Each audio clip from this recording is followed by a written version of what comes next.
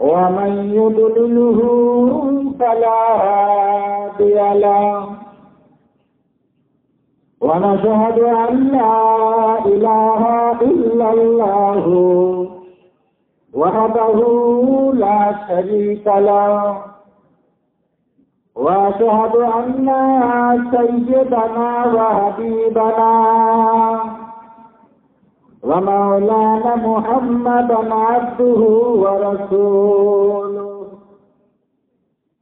أما بعد فيا أيها الحاضرون رحمكم الله وقال الله تعالى في كلام المجيد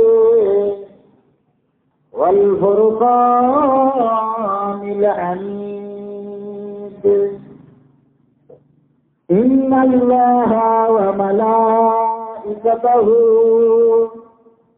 يصلون على النبي يا أيها الذين آمنوا صلوا عليه وسلموا تسليما اللهم صل على سيدنا مولانا محمد وعلى آل سيدنا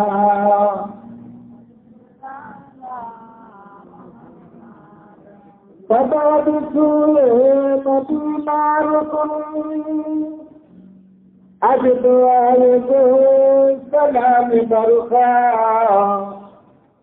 بغد شاہ رسول بغر بباشد فجر پیامی سلام برخا اللہم صل علی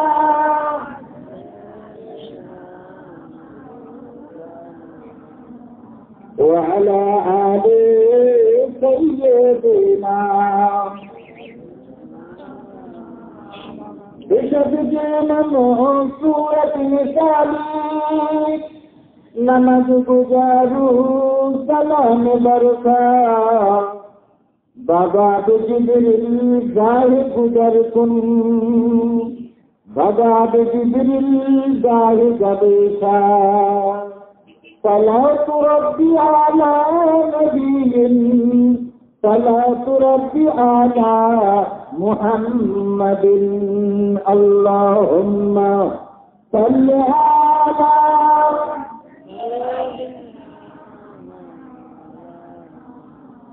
وعلى آل سيدنا قال الله تعالى في كلام المجيد والفرقان الحميد وما خلقت الجن والإنس إلا ليعبدون قال رسول الله صلى الله عليه وسلم لا يؤمن أحدكم حتى أكون أحب إليه من ولده وولده والناس أجمعين प्यारे हाजिरान मजलिस শ্রদ্ধেয় সভাপতি সাহেব মহাসম্মানিত সুদূর ফুরফুরা শরীফ থেকে আগত মহতরাম পীর হুজুর কিবলা মুআজ্জাজ মুকররম উলামায়ে কিরাম গণেরা সম্মুখস্থিত আমার আল্লাহওয়ালা দিন দরদি নিষ্ঠার ফলে মুত্তাকি ভাইরা ও বাবাজিরা পর্দার অন্তরালে অবস্থিত আমার মা ও বোনেরা পাক মজলিসে আজকে আমরা সকলে একে অপরের কাঁধে কাঁধ মিলিয়ে পাক মজলিসে বসে লেগেছি যে রব্বুল আলামিন আল্লাহ তাআলা আজকে দিনেতে দুনিয়ার কাজকর্ম ফেলে রেখে রাতের আরাম করে ঠান্ডায় কষ্ট স্বীকার করি আল্লাহ এবং আল্লাহ রসুলের মহব্বত ভালোবাসা অন্তরে নিয়ে পাক মাহফিলে বসার তৌফিক দান করেছেন সেই মহান রব্বুল আলামিন আল্লাহ তাআলার হামদ ও তারিফ আমরা কি সবাই মিলে উচ্চ আওয়াজে পালন করি? সকলে জোরে জোরে বলুন আলহামদুলিল্লাহ। আর একটু উচ্চ আওয়াজে বলুন আলহামদুলিল্লাহ। ওয়াজ নসিহত দিনের পরে দিন শুনছি, তা মরণ পর্যন্ত আমি আপনি শুনবো এবং শুনবেন। ওয়াজ নসিহত শুনে কাজে উপকারে ওই সময় আসবে যখন নাকি আমি আপনি বাস্তবে রূপ দান করব, কাজে পরিণত করব, আমলে আনবো। আল্লাহ তাআলা আমাদের সকলের ওয়াজ নসিহত শোনান এবং সেই সঙ্গে আমল করার তৌফিক দান করুন। জোরে বলুন আমিন। আর একটু জোরে বলুন আল্লাহুম্মা আমিন। বর্তমান সময় বিজ্ঞানের চরম উন্নতির যুগে একদল মানুষ এই হাদিস কোরআনের মাহফিলে বসতে চায় না, কি ভাই ঠিক কিনা? তাদের বক্তব্য হলো সেই 14-15 বছর আগে নবী মুহাম্মদুর রাসূলুল্লাহ সাল্লাল্লাহু আলাইহি ওয়াসাল্লামের প্রতি অবতীর্ণ হয়েছিল কোরআন মাজিদ, তার মুখনিসৃত বাণী হাদিস পাক এ পুরাতন হয়ে গেছে। বাপ দাদা শুনে শুনে কবরে চলে গেছে, আমাদেরও শুনতে শুনতে কালো চুল সব সাদা করে ফেলেছি। এই পুরাতন জিনিস আর শুনতে ভালো লাগে না। বর্তমানে বিজ্ঞানের চরম উন্নতির যুগে নতুন নতুন জিনিস শুনবো, নতুন নতুন জিনিস দেখবো, নতুন নতুন জিনিস জানবো। তাই যেখানে হাদিস ও কোরআনের আলোচনা হয় ওই মজলিসে লোক হয় না, মানুষ আসতে চায় না, মানুষ বসে না। যদিও বা আসে রাস্তাঘাটে, বাজারে, বাদামের দোকানে, জিলিপির দোকানে ঘোরাফেরা করে তারা তাদের কাজে চলে যায়। সামনার তলায় বসতে তারা চায় না, তাদের মন চায় না। তাদের বক্তব্য হলো এগুলো হচ্ছে পুরনো জিনিস, আর শুনতে ভালো লাগে না। ও ভাইজান, আমার বক্তব্য হলো এই জিনিস যদি সারা শরিয়তের আইন কানুন, ইসলামের বাণী, সারা শরিয়তের বাণী যদি পুরনো হয়ে থাকে, বিজ্ঞানের চরম উন্নতির যুগে যদি তুমি নতুনত্ব জিনিস চাও, তাহলে পরিবর্তন যদি তুমি দিন ইসলামের ভিতরে যদি চাও, তাহলে আমার আপনার অবস্থা কি হবে? আমার আপনার অবস্থা অন্যরকম হবে। যারা আল্লাহ এবং আল্লাহ রসুল বলা হবে, আল্লাহ এবং আল্লাহ রসুল বলা হলে আমাদের অবস্থা কিরূপ হতে পারে? আল্লাহ বলা রসুল বলা হয়ে গেলে আজকে আমাদের অবস্থা ওই রকমই হবে যেরকম অবস্থা আমাদের বর্তমান সময় হতে লেগেছে। আজকে আমরা এই আল্লাহ বলা রসুল বলা হওয়ার কারণে বিশ্বের চতুর্দিকে বিভিন্ন জাতির কাছে আমরা ঘৃণিত, লাঞ্ছিত, পদদলিত হতে লেগেছি। তার একটি মাত্র কারণ হলো এই আল্লাহ বলা রসুল বলা হওয়ার কারণে। এই আল্লাহ বলা রসুল বলা যদি আমি আপনি না হতাম, হাদিস কোরআন অনুযায়ী আল্লাহর সঙ্গে আপনি কথোপকথন করে থাকেন, আমাদের একটু দুরবস্থার কথা আল্লাহ পাকে একটু জানাবেন। আপনি তো টুর পাহাড়ে যাচ্ছেন, বলে কি দুরবস্থা? বলে আল্লাহ এক সাজ আমাদের খাওয়া হয় আর এক সাজ খাওয়া হয় না। বেশিরভাগ সময় আমাদের এমনি একটি করে ক্ষুধার্ত অবস্থায় আমাদের দিন কাটে। তা আল্লাহ পাককে যে বলবেন একটু, আল্লাহ পাক আমাদের নসিবে যা রুটি রেখেছে একেবারে সব দিয়ে দেবে, আমরা সেই রুটি খেয়ে নেব, আমাদের রুটি ফুরিয়ে যাবে, আমরা সব মারা যাব। এরকম করে কষ্ট ভোগ করে দুনিয়ার বুকে আমাদের বাঁচার সম্ভব নয়। আল্লাহ পাক যে আমাদের এই দুরবস্থার কথা বলবেন। হযরত মূসা আলাইহিস সালাতু ওয়াস সালাম তুর পাহাড়ে গেলেন, আল্লাহ পাককে কে বলেন, আয় রাব্বে আল্লাহ, আপনারা এক বান্দা বান্দি আমার কাছে এই কথা বলেছে যে আমাদের নসিবে যা রুটি রেখেছেন আল্লাহ একেবারে দিয়ে দেবে, আমরা একেবারে সেই রুটি খেয়ে নেব, আমাদের মরণ হয়ে যাবে, আর আমাদের দুনিয়ায় এত কষ্ট হবে না। রব্বুল আলামিন আল্লাহ তাআলা বলুন, না নবী মূসা, আমি যার তকদিরে যা রেখেছি সেটাই সে পাবে, তার বেশি কিছু সে পাবে না। তবে তুমি আমার নবী, তুমি যখন বলেছো তোমার দোয়া আমি কবুল করে নিয়েছি, শোনো, ওই মানুষটাকে শুনিয়ে দেবে তারা স্বামী স্ত্রীকে আছে আর একটা বাচ্চা আছে, 3 জনের 3টে দোয়া আমি আল্লাহ কবুল করব। তাদেরকে শুনিয়ে দেবে তারা 3 জন, তাদের যা কিছু চাইবার আছে, স্বামী স্ত্রী আর ওই বাচ্চাটা আছে, 3 জনকে শুনিয়ে দেবে, তাদের এক একজনের এক একটা করে দোয়া আমি আল্লাহ কবুল করব, আমার কাছে তাদের যা কিছু চাইবার সব পেয়ে নেবে। তবে শুনে রেখে দাও নবী মূসা, তাদের তকদিরে যা লেখা হয়ে গেছে তারা সেটাই সে পাবে। হযরত মূসা আলাইহিস সালাতু ওয়াস সালাম তুর পাহাড় থেকে ফিরে আসছেন। আসার সময় হযরত মূসা আলাইহিস সালাতু ওয়াস সালাম বললেন, শোনো, তোমাদের এই দুরবস্থার কথা আল্লাহ পাকের কাছে বলেছি, আল্লাহ পাক বলে দিয়েছেন তোমাদের 3 জনের 3টে দোয়া আল্লাহ পাক কবুল করবেন। তোমাদের যা কিছু চাইবা তোমরা চেয়ে নেবে, আল্লাহ পাক তোমরা যা চাইবে আল্লাহ পাক তাই দিয়ে দেবেন। স্বামী স্ত্রীতে রাত্রে শুয়ে আছে, শুয়ে শুয়ে চিন্তা করছে, আচ্ছা আমার একটা দোয়া কবুল করবে, দিদি তোমার একটা দোয়া কবুল করবে, আর আমার ছেলে আছে ছেলেটার একটা দোয়া কবুল করবে। এখন কি চাওয়া যাবে আল্লাহর কাছে? স্বামী বলছে, শোনো দিদি, আমি চাইবো এদেশের রাজা হওয়ার। রাজা যদি হতে পারি তাহলে আর আমাদের কোনো জিনিসের অভাব হবে না। আর তুমি আমার পরে দোয়া চাইবে রাজরানী হওয়ার, তুমি এদেশের রাজরানী হয়ে যাবে। আর বেটাকে বলে দেবো তুই হয়ে যা শাহজাদা, রাজার বেটা, তাহলে আমাদের আর সারা জীবন কোন রকমের অভাব থাকবে না। বলে ঠিক আছে, যুক্তি হয়ে গেল। রাত্রেতে স্বামী স্ত্রীকে আর বেটায় মিলে যুক্তি হয়ে গেল।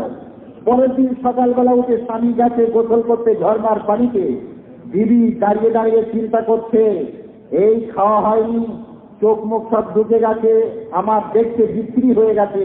আমার স্বামী যখন দোয়া চাইবে আল্লাহর কাছে রাজা হওয়ার, ও রাজা হয়ে যাওয়ার পরে আমার এই সুরা থেকে ও তো আর পছন্দ করবে না, বিশ্ব সুন্দরীকে সে তো বিয়ে করবে, আমাকে তো আর নেবে না। তাহলে আমার স্বামীর আগে আমাকে আগে রাজধানী হতে হবে। বুঝতে পেরেছেন? স্বামী হওয়ার আগে দিদি করেছে কি জানেন? তার আগে এসে আল্লাহ দরবারে দোয়া চেয়ে নিয়েছে, আল্লাহ আমাকে 16 বছরের রূপসী যুবতী সুন্দরী কুমারী মেয়ে আমাকে করে দেন, গায়েতে সোনার অলঙ্কার আমাকে ভরপুর করে দেন। আল্লাহ একটা দোয়া কবুল করবে। বিবির দোয়া কবুল হয়ে গেল।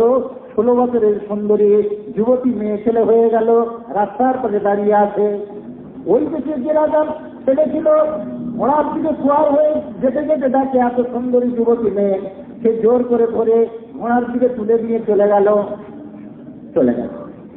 স্বামী নদী থেকে গোসল করে এসে দেখছে বাচ্চাটা কাঁদছে, ছেলেটা কাঁদছে। বলছে বেটা কাঁদিস কেন? বলে এই অবস্থা, মা দোয়াকে যে আপনার আগে 16 বছরের সুন্দরী রূপসী যুবতী মেয়ে হয়ে গেছে, মেয়ে ছেলে হয়ে গেছে, গায়েতে সোনার অলঙ্কার ভর্তি হয়ে গিয়েছিল, আর এদেশের বাচ্চার ছেলেটাকে উটের ঘোড়ার দিকে চড়ে নিয়ে চলে গেছে। স্বামী রাগান্বিত হয়ে গিয়ে বলছে, আল্লাহ তুমি আমার একটা দোয়া কবুল করবে বলেছিলে, আমি আর কি দোয়া চাইবো? আমার বিবি যখন আমার কথার অবাধ্য হয়ে গেছে, আমি আল্লাহ আপনার কাছে আমি একটা দোয়া চাই, আমার বিবি সুরতটাকে এই রাস্তার ধারে ঘুরে বেড়াই যে খেতি কুত্তা, এই খেতি কুকুরের সুরতটাকে করে দাও। স্বামীর দোয়া কবুল হয়ে গেছে। এখন ঘোড়ার দিকে সেই কুকুরের আকৃতি হয়ে গেছে বিবির কুকুরের আকৃতি হয়ে যাওয়ার পরে পাড়ার ভিতর দিয়ে যখন রাজার ছেলে যাচ্ছে, পাড়ার ছেলেরা বলছে, দেখো রাজার ছেলের মাথা খারাপ হয়ে গেছে, কুকুর পিছনে করে বেঁধে নিয়ে ঘোড়ার পিঠে করে যাচ্ছে। বারবার বলে রাজার ছেলে পিছন মানে চেয়ে থাকে, সত্যি তো সে রূপসী সুন্দরী নিয়ে তো নেই, এ তো কুকুর হয়ে গেছে, কুত্তা হয়ে গেছে, মেরেছে এক লাঠি নিচে পড়ে গেছে। এখন ওই সেটি কুত্তা ঘুরতে ঘুরতে তার সেই বাড়ির সম্মুখে যে হাজির, বাকি আছে কার দোয়া? কার দোয়া বাকি আছে? ছেলে এখন কি করবে? দেখছে বাপের বদদোয়ায় মা কুকুরের সুরাত হয়ে গেছে। ছেলে দোয়া চাইছে, আল্লাহ আপনি আমার একটা দোয়া কবুল করবেন বলেছিলেন, আমি আপনার দরবারে দোয়া চাই, আল্লাহ আমার মা যেমন ছিল তেমনই করে দাও। ও ভাই, তিনজনের তিনটে দোয়া কবুল হলো কিনা? কিন্তু তারা যে রুজি চাইবে আল্লাহর কাছে, একটু ভালো খাবে ভালো করবে, চাইতে পারলো? আল্লাহ তাদের নসিবে তো আগে থেকেই রাখেনি, পাবে প্রত্যেকে যতই হোক না কেন। তো শুনে রেখে দেন, আমার বলার উদ্দেশ্য হলো প্রত্যেকের আল্লাহ পাক রুজি আজমি করে প্রত্যেকের চোখ দিকে লেখা আছে কে কি করবে না করবে। আমি আপনি দুনিয়া করে যতই পাগল হই না কেন, আমার আপনার চোখ দিকে যতটুকু লেখা আছে ততটুকুই পাবো। সুতরাং এই যতটুকু লেখা আছে ততটুকুই পাবো, এর বেশি আমি আপনি যতই চিন্তা ভাবনা করি না কেন পাবো না। সুতরাং এই মিশামিশি দুনিয়ার মায়ায় পড়ে একটি করে হালাল হারাম বসবাসী নাই, আল্লাহ বলা রসুল বলা হয়ে দুনিয়ার অর্থ সম্পদ উপার্জন করতে গিয়ে এই অমূল্য সময়টাকে শেষ করে যদি আমি আপনি চলে যাই, খালি হাতে শূন্য হাতে যদি চলে যাই, আল্লাহর দরবারে আমি আপনি আল্লাহর বান্দা বলে, নবী পাকের উম্মত বলে আল্লাহর দরবারে আমি জবাব দিতে পারবো না। কি ভাই দেওয়া যাবে? দেওয়া যাবে না। রাসূল পাক সাল্লাল্লাহু আলাইহি ওয়াসাল্লাম হাদিস পাকের মধ্যে ইরশাদ করেছেন, আল্লাহর নবী বলেন, যে মানুষটার বয়স আল্লাহ পাক 60 বছর করেছেন, 660, ওই মানুষটা মৃত্যুবরণ করার পরে যদি শূন্য হাতে খালি হাত নিয়ে আল্লাহর দরবারে হাজির হয়, রব্বুল আলামিন আল্লাহ তাআলা ওই বান্দার উজুর অপত্তিকে আল্লাহ পাক গ্রহণ করবেন না। তার কারণ হলো, বান্দারে তোমাকে আমি আল্লাহ 1 বছর নয়, 2 বছর নয়, 3 বছর নয়, 60 বছর দুনিয়ার বুকে বাঁচিয়ে রেখে দিলাম। 7 বছরের ভিতরে আমি আল্লাহ আল্লাহ বলে ডাকবার মতো, আমার ইবাদত করার মতো তোমার কি সময় জোটেনি? সময় কি হয়নি? তুমি এমনি করে খালি হাতে তুমি আমার দরবারে হাজির হয়েছো। বান্দারে তোমাকে আমি আল্লাহ তোমার কোনো উজুর আপত্তি কবুল করব না। জাহান্নামের ফেরেশতারা তাকে ধরাধরি করে নিয়েছে, জাহান্নামাতে তারা ফেলে দেবে। আমার প্রিয় মুসলমান ভাইরা, তাই বলি এই দুনিয়া হচ্ছে মুসাফিরখানা। এখানে আল্লাহ পাক আমাকে সামান্য সময় দিয়ে পাঠিয়েছেন, প্রত্যেকের রিটার্ন টিকিট কেটে দিয়ে পাঠিয়েছেন। এই মুসাফিরের সময়, এই সফরের সময় শেষ হলে পরে আল্লাহর কাছে আমাকে আপনাদের ছাড়া দিতে হবে, আল্লাহর দরবারে যেতে হবে। কিন্তু এই সময়টাকে মূল্যবান গনিমত মনে করে আমাকে আপনাকে চলতে হবে।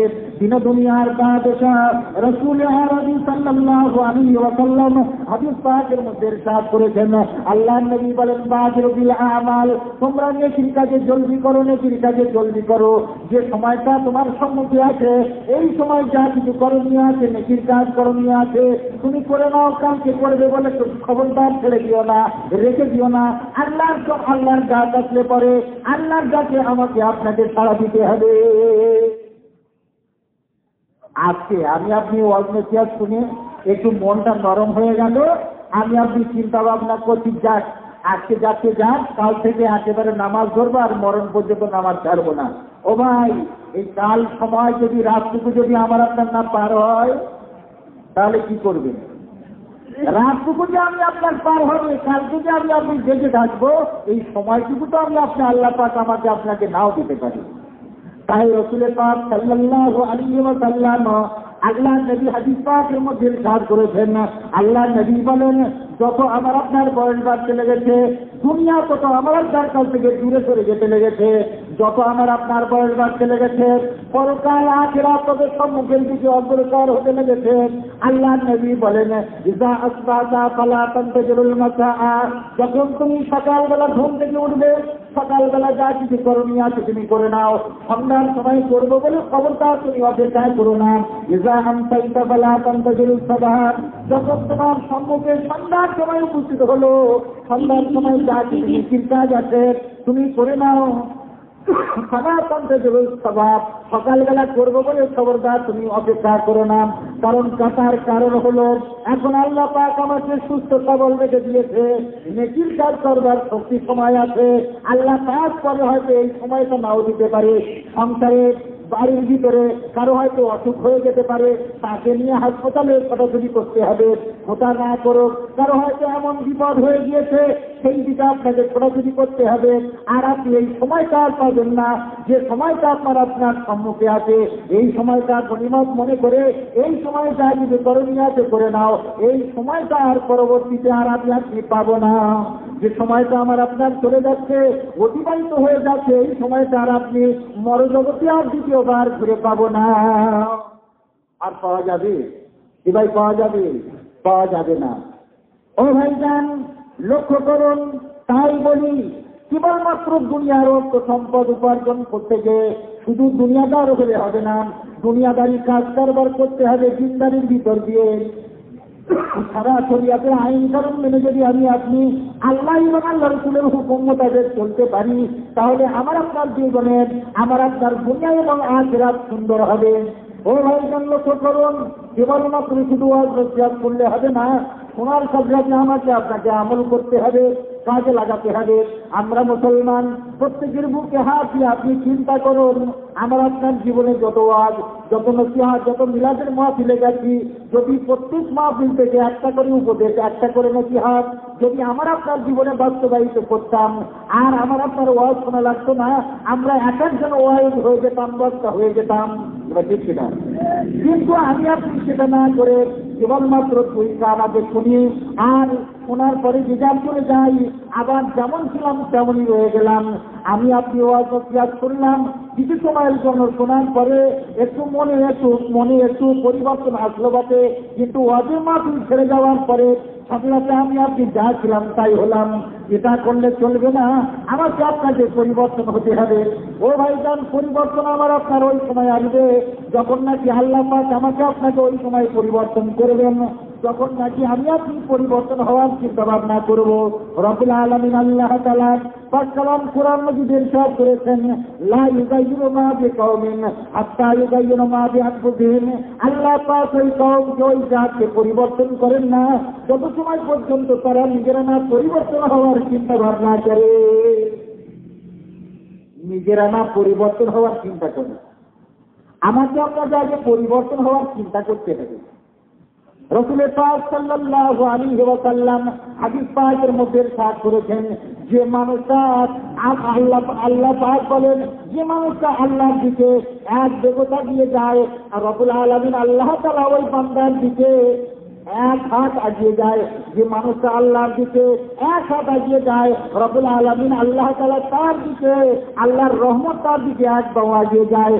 যে মানুষটা আল্লাহর দিকে হেঁটে হেঁটে যেতে থাকে, আল্লাহর রহমত ওই বান্দার দিকে ছুটে ছুটে আসতে থাকে।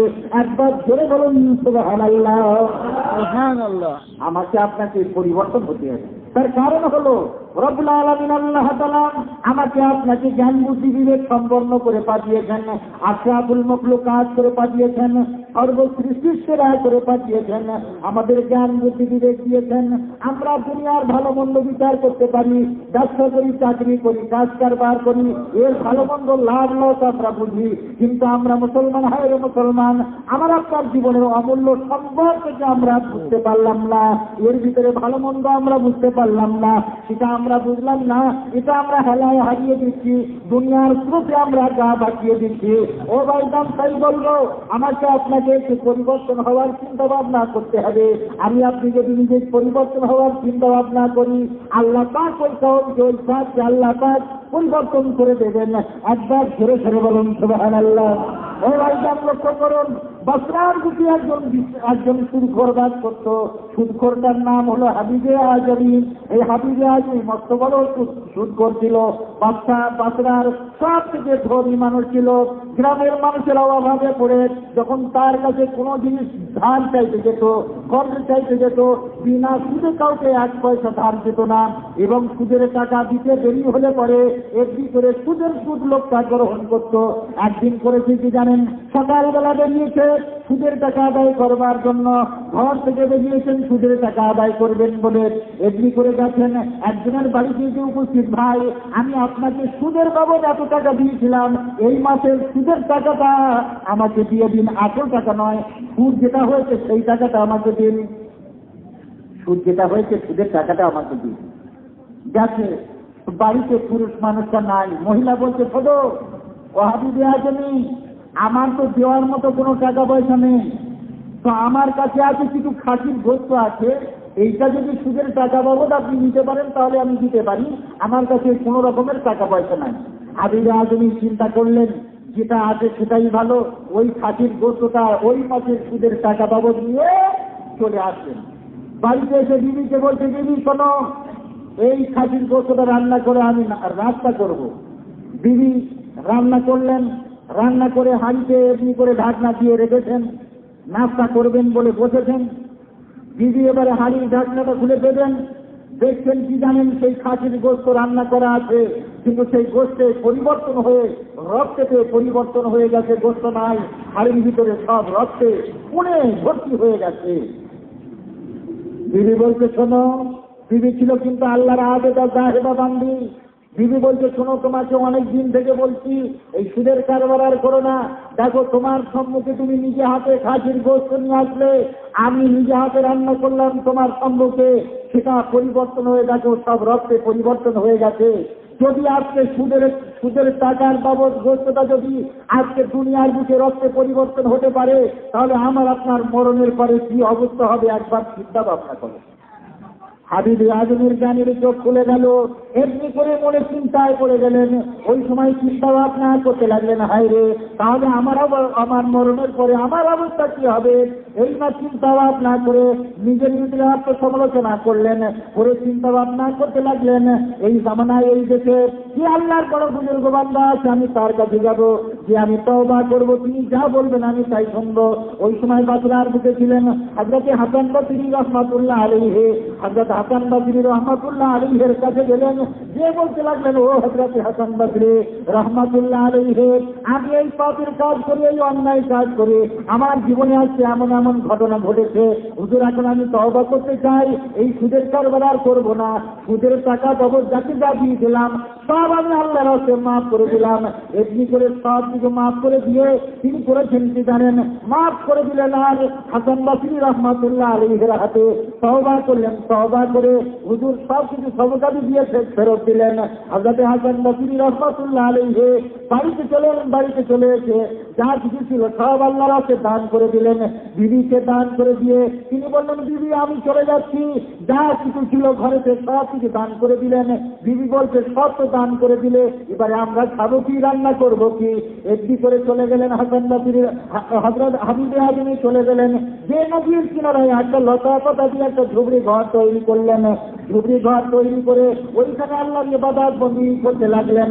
আল্লাহর ইবাদত বন্দি যদি এমন মশগুল হয়ে গেল, এমন পরিমাণে এত খালেস নিয়েতে এমন তওবা করলেন, খালিস তওবা করলেন, এমন ভাবে তওবা করলেন, রব্বুল আলামিন আল্লাহ তাআলার দরবারে তার তওবা কবুল হয়ে গেল।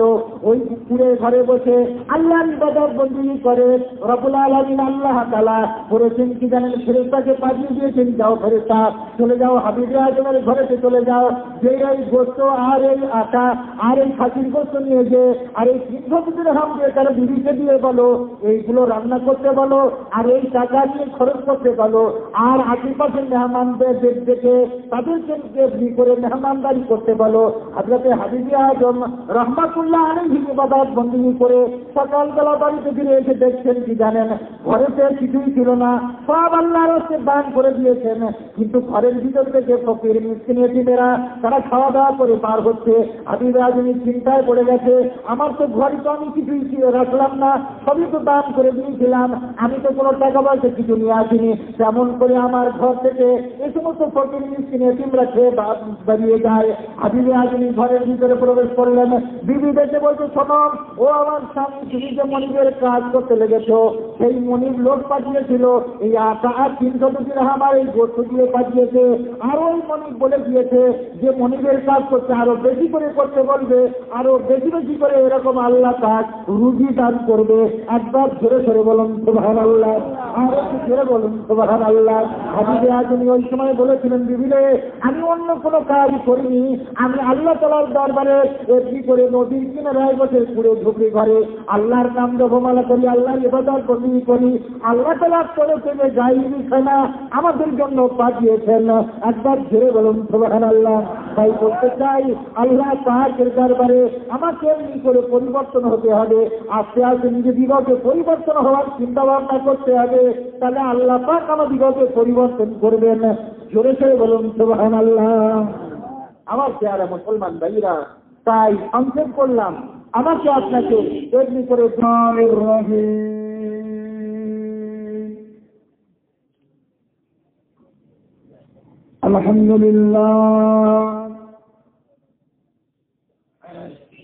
الحمد لله نحمده ونستعينه ونستغفره ونؤمن به ونتوكل عليه ونعوذ بالله من شرور أنفسنا ومن سيئات أعمالنا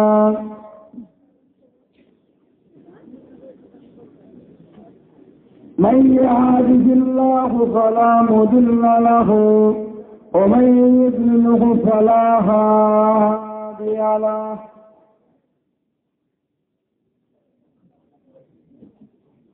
ونشهد أن لا إله إلا الله وحده لا شريك له ونشهد أن سيدنا وحبيبنا ومولانا محمدا عبده ورسوله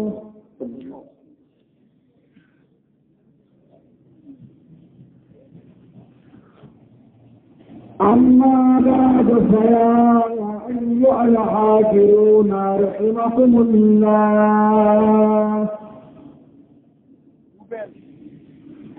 قال الله تعالى في كلام المجيد الفرقان الحميد.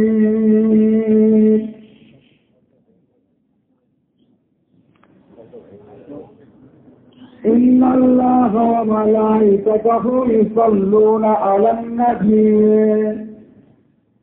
يا أيها الذين آمنوا صلوا عليه وسلموا تسليما. اللهم صل على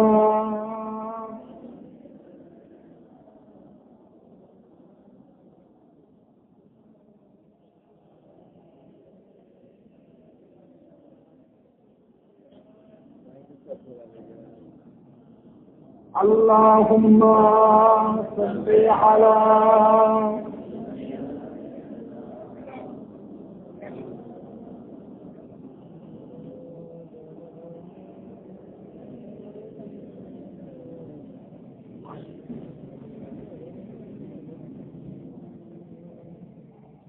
قال الله تعالى في كلام المجيد الفرقان الحميد. وما من دابة في الأرض إلا على الله رزقها.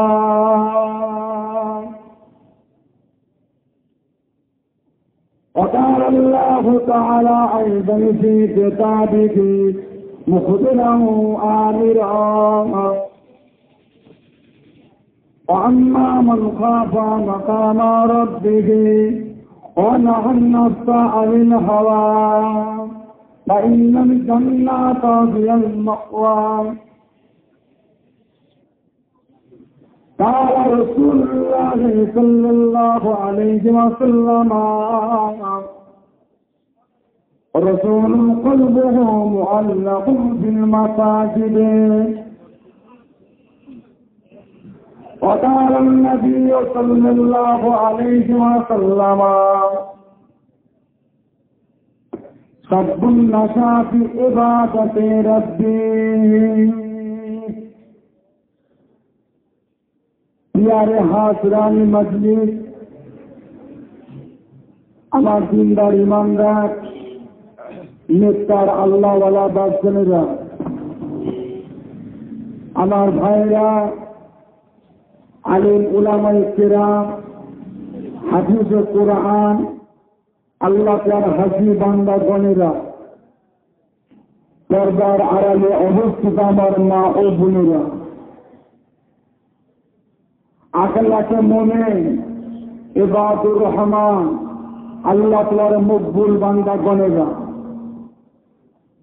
আল্লাহ পাকের নিয়ামত যে আল্লাহ তাআলা আপনাকে আমাকে প্রতি বছরের নয় এবছরে আমাদের অনন্ত বাজারে একত্রিত করে আল্লাহ এবং আল্লাহ রসুলের দিন ইসলামের কোরআন হাদিসের ইজমা ও কিয়াসে দুটো কথা আলাপ আলোচনা করবার মতন তৌফিক এনায়েত করেছেন।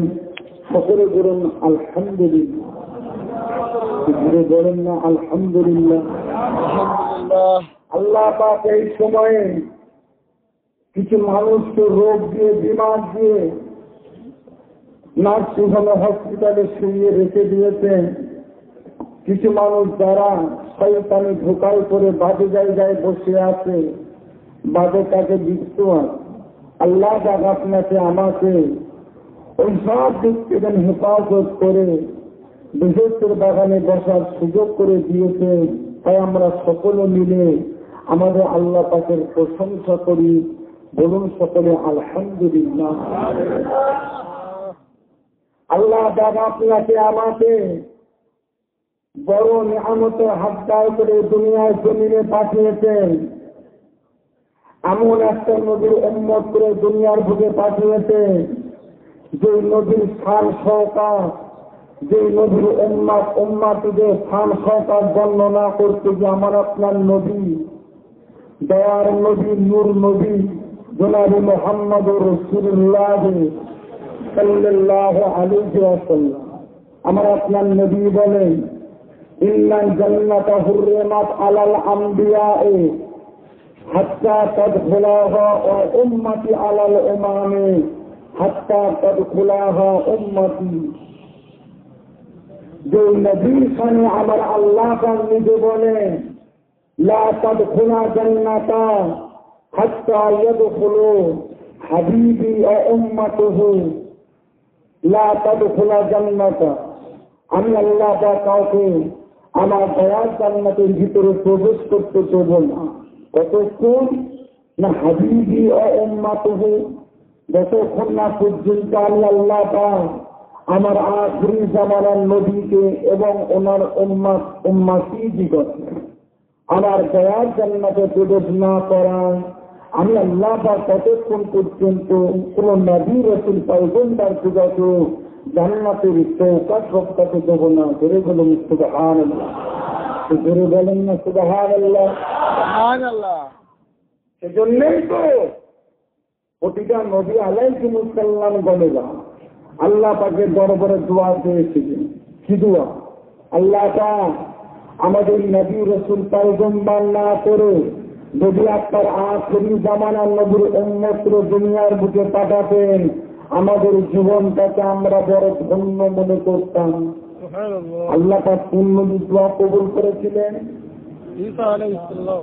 হযরত ঈসা রূহুল্লাহ আলাইহিস সালামের দোয়াকে আল্লাহ পাক কবুল করেছিলেন। হযরত ঈসা আলাইহিস সালামকে আল্লাহ পাক চতুর্থ আসমানে তুলে নিয়েছেন।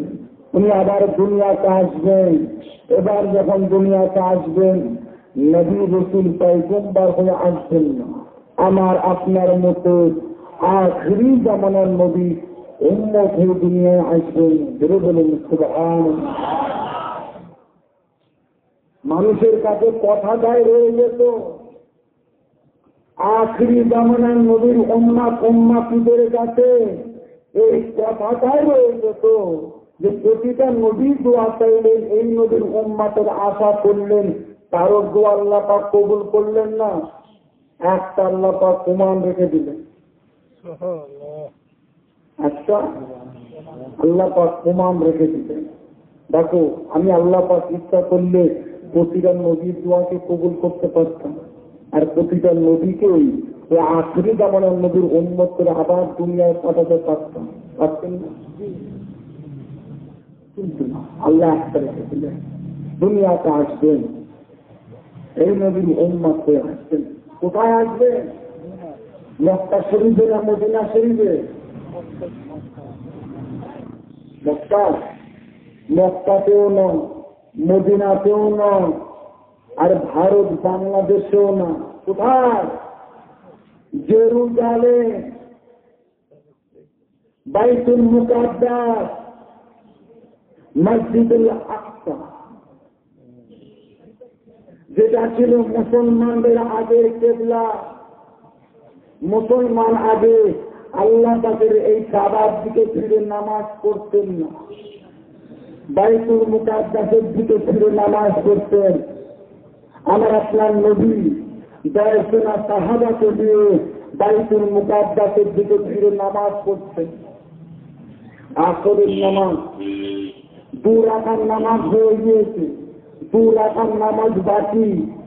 আমার আপনার নবীর মনে পড়ে গেছে, কাফেরেরা কত চিৎকিরে মেরেছে, ছোট বড় কথা বলেছে।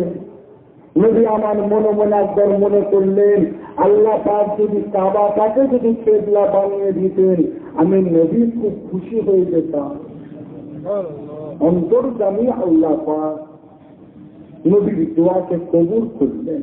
ওই সময় আল্লাহ পাক ওহী পাক নাযিল করলেন, হাবিব, নামাজের নিয়ত আপনি ছাড়বেন না, আর বাইতুল মুকাদ্দাসের দিকে ফিরে আর বাকি 2 রাকাত নামাজও আপনি পড়বেন না।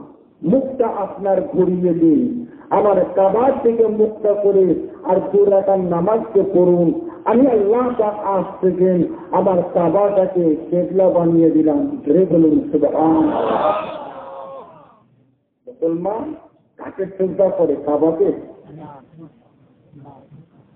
আল্লাহ।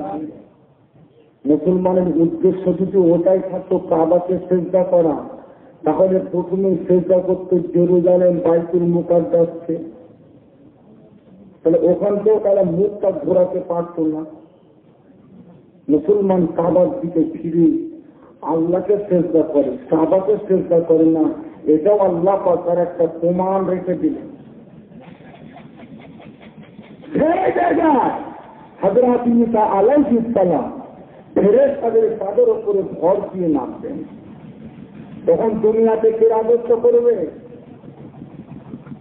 তখন দুনিয়া কে রাজত্ব করবে? দারজা, কাফের দারজা, মসজিদ দারজার রাজত্ব করবে। এক হাতে জান্নাত আর এক হাতে জাহান্নাম দিয়ে তামাম পৃথিবী ঘুরে ঘুরে বেড়াবে।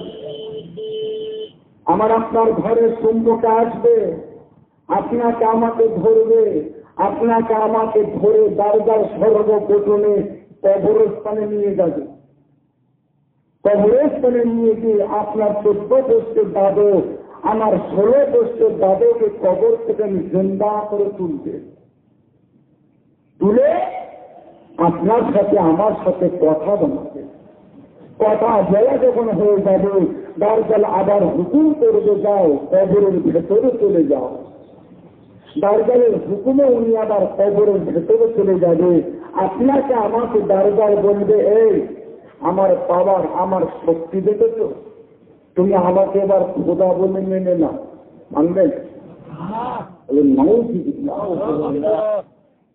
খোদা বলে যখন মানবেন না, তখন দাজ্জাল আপনাকে আমাকে ফাঁকা মাঠের মধ্যখানে নিয়ে যাবে। ফাঁকা মাঠের মধ্যখানে নিয়ে গিয়ে আকাশের দিকে ইশারা করবে, পানি হয়। দাজ্জালের হুকুমে পানি হবে। আপনাকে আমাকে বলবে, পানি কার হুকুমে হয়? কি বলবেন? আল্লাহর। আমি সে খোদা, আমি সে রব, তুমি আমাকে এবার খোদা বলে মেনে নাও, মানবেন? বলুন নাউযুবিল্লাহ। যে জায়গায় আমার আপনার নবী বলতেন, আমি রাসূলুল্লাহ সাল্লাল্লাহু আলাইহি ওয়াসাল্লাম দুনিয়াতে 5টা জিনিসকে আমি নবী জানি না, আল্লাহ পাক আমার কাছ থেকে কোনো গায়েব রেখে দিয়েছেন। 1 নাম্বার হলো মায়ের পেটে কি সন্তান আছে, আমি নবী আমার জানা নাই। 2 নাম্বার কার কোথায় নির্দেশ আছে, আমি নবী আমার জানা নাই। 3 নাম্বার কার কবে কোথায় কখন মওত হবে, সে কতদিন হায়াত নিয়ে ঘুরছে, আমি নবী আমার জানা নাই। 4 নাম্বার কবে কোথায় কখন পানি হবে, আমি নবী আমার জানা নাই। 5 নাম্বার কিয়ামত কবে হবে, আমি নবী আমার জানা নাই। যেখানে আমার আপনার নবীকে আল্লাহ পাক এতটা ভালোবাসলেন, সেখানে আমার আপনার নবীকে জানালেন না, আর সেখানে দাজ্জালের হুকুমে পানি হবে। নবী কবে থেকে নবী? আমার আপনার নবী কবে থেকে নবী? দুনিয়ায় আসবার পর থেকে নবী। নবীর সিনাটা হবার পর থেকে নবী। কত আগে থেকে নবী? যখন হযরত আদম আলাইহিস সালাম মাটি এবং পানির ভিতরে, তার অনেক আগে আল্লাহ পাক নূরে মুহাম্মাদকে তৈরি করেছেন। গুরু বলেন না সুবহানাল্লাহ।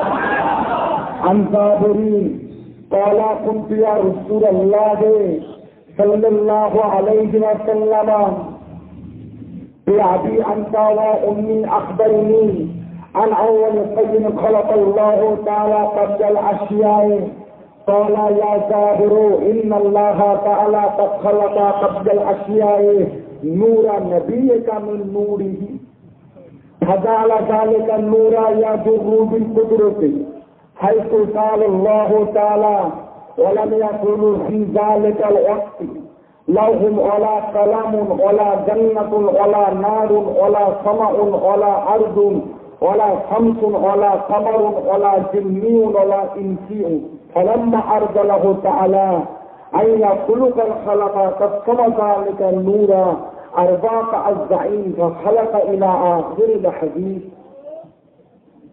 حضرات সাদিক রাদিয়াল্লাহু তাআলা আনহু আমার আপনার নবীকে জিজ্ঞাসা করেছিলেন যে ইয়া রাসূলুল্লাহ হাবিবাল্লাহ যে আবি আনতা ওয়া উম্মি আখবারি, হুজুর আমার মা বাবা আপনার জন্য কুরবান হয়েছে। হুজুর আপনি বলেন আল্লাহ পাক সর্বপ্রথমে কোন জিনিসটাকে তৈরি করেছে? আমার আপনার নবী বলেছিলেন ইন্নাল্লাহ, মানে নিশ্চয় আল্লাহ তাআলা নূরা, নূরকে কোন নবী এটা তোমার নবীর নূরকে তৈরি করেছে। কবে দেখেন নবী হযরত ইব্রাহিম নবী রহমতুল্লাহ আলাইহি কিছু মানুষকে নিয়ে আল্লাহ পাকের কাবা শরীফকে তওয়াফ করার জন্য বেরিয়েছেন ইরাকের জমিন থেকে। পথের মধ্যে যাচ্ছেন কাফেলা নিয়ে, পথের মধ্যে দেখতে পেলেন একটা বিশাল বড় অজগর সাপ তার শরীরটাকে নিয়ে আল্লাহর জমিনের ওপরে সে শরীরটাকে নিয়ে পথটা করছে, বলদ পাদক খাচ্ছে। দলের মধ্যে মানুষেরা কিছুটা আগিয়ে গেলেন যে সাপটা এইরকম করছে কেন, কিসের কষ্ট? কাছে যখন গেলেন ওনারা শুনতে পেলেন সাপটা তার শরীরটাকে জমিনের সঙ্গে তখন পথে যাচ্ছে। ওই সাপটা শরীরে বলতে একটা মৎস্য আম্বারের খুশবু আসিছে। ওই দলের মধ্যে একজন মানুষ ছিলেন যার নাম হলো আব্দুল্লাহ। মানুষ বললেন ভাইজান আপনারা হজ করতে যান, আমি এবছর আর হজ করতে যাব না, তবে এই সাপটা শেষ পর্যন্ত কি হয় আমি সেটা দেখে যাব, আপনারা যান। কাফেলা বেরিয়ে গেলেন। আব্দুল্লাহ বলে মানুষ কি সাপটার কাছে চুপচাপ দাঁড়িয়ে রইল। কিছু সময় পর দেখতেন সাপটা আর লড়েও না চড়েও না। তাকে গিয়ে দেখলেন সাপটা মারা গেছে। তাকে ছিল কাপড়ের কাপড়, তেহরানের কাপড়, কাপড়টাকে বিছিয়ে যে সাপটাকে তুলে কাপড়ের উপরে নিয়ে এক জায়গায় মাটি করে দাফন করে দিলেন। কাফেলার দিকে যেতে লাগলেন। তাড়াতাড়ি যে কাফেলার সঙ্গে যখন মিলিত হলেন, এক জায়গায় যখন হলেন, সমস্ত থেকে 4 জনা মহিলা পর্দা পরিত অবস্থায় কাফেলার দিকে আগিয়ে এলেন। মহিলা যেন আগিয়ে বলতে বলেন তো আপনাদের ভিতরে আমরকে কে দাফন করেছে? আপনাদের ভিতরে আমরকে কে দাফন করেছে? বুঝে না বলছে আমরকে বলেছি, এখন কোন মানুষকে আমরা দাফন তো করিনি। আমর বলতে আপনি কাকে বলতে চাইছেন? একজনের মহিলা বললেন পথের মধ্যে একটা সাপ মারা গিয়েছিল, সাপ, ওই সাপটাকে আপনারা কে দাফন করেছেন? আব্দুল্লাহ বলে মানুষকে আগিয়ে যে বললেন আমি দাফন করেছি। মহিলাগুলো বললেন আল্লাহ পাক আপনার মসজিদকে অনেক বড় করেছেন। কেন? আজকের দিন আপনি যে সাপটাকে দাফন করে দিয়েছেন, ওই সাপটা আপনাদের নদীর দুনিয়ায় আসবার 400 বছর আগে আপনাদের নদীর উপরে ঈমান এনেছিলেন।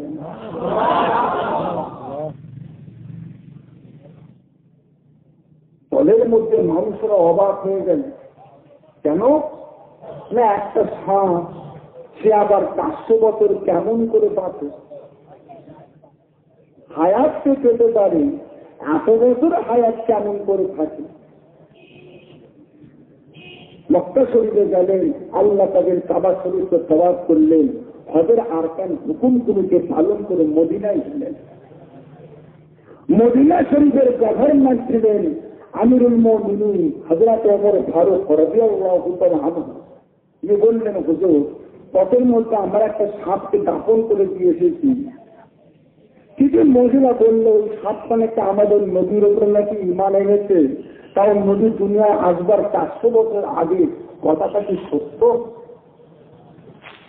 আপনাকে ওমর ফারুক রাদিয়াল্লাহু তাআলা আনহু বললেন, হ্যাঁ কথাটা সত্য। তবে তোমরা আজকের দিনে তাকে সাপ বলে দাফন করে দিয়েছ, ওইটা কিন্তু সাপ নয়, ওটা সাপ নয়, ওটা হলো আল্লাহ তাদের একজনা জেন, যে মরণের সময় একটা রূপ, একটা খোরাক নিয়েছে। ওই জেনটা আখরি জামানার নবীর উপরে 500 বছর আগেই ঈমান এনেছে। বলুন না সুবহানাল্লাহ। নবী কবে থেকে নবী বুঝতে পারছে?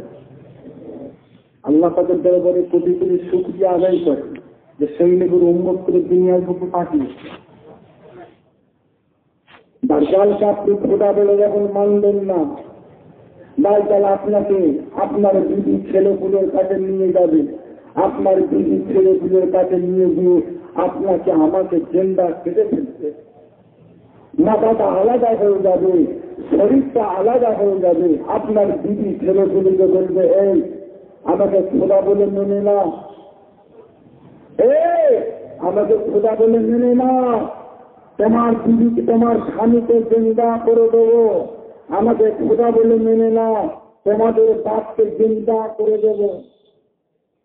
বাপের অবস্থা দেখে, স্বামীর অবস্থা দেখে দিদি ছেলেগুলোরা দাজ্জালকে তারা খোদা বলে মেনে নেবে। বলে নাউযুবিল্লাহ। আপনাকে আমাকে আবার দাজ্জাল তুলে দাঁড় করিয়ে দেবে। কয়েকটা শক্তি আল্লাহ তার দাজ্জালকে দেবে।